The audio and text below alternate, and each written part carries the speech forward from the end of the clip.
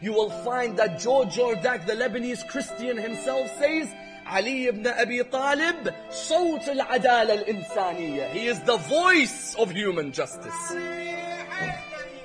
A Lebanese Christian writes a book where he says, in history, no one can be compared to the son of Abu Talib when it comes to establishing justice on earth.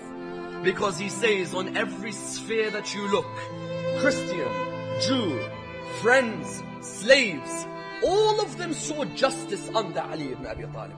You find, for example, that famous story about the Christian who had a shield. He had the shield that he thought belonged to him. Amir al-Mu'mineen looked and he saw it and he said, no, this actually belongs to me. The Christian said, no, it's definitely mine.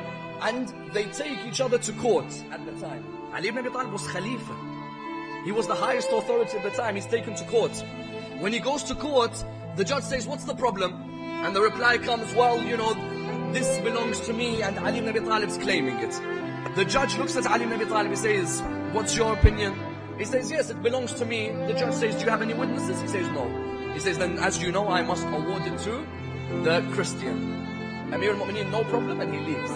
The Christian leaves, but as he is leaving, he is staring at Ali ibn Abi Talib. Amir asks him, is there something I can help you with?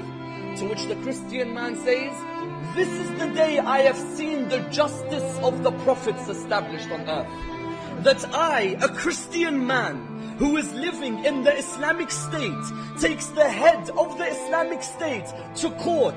The head of the Islamic State has a decision which goes against him, yet he accepts and walks away without even looking at me in the worst of ways.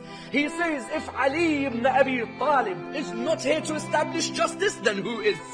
He mentions this story, and he mentions numerous other stories to show that Amir al-Mu'mineen, when he came in, he was the very manifestation of God's justice on earth.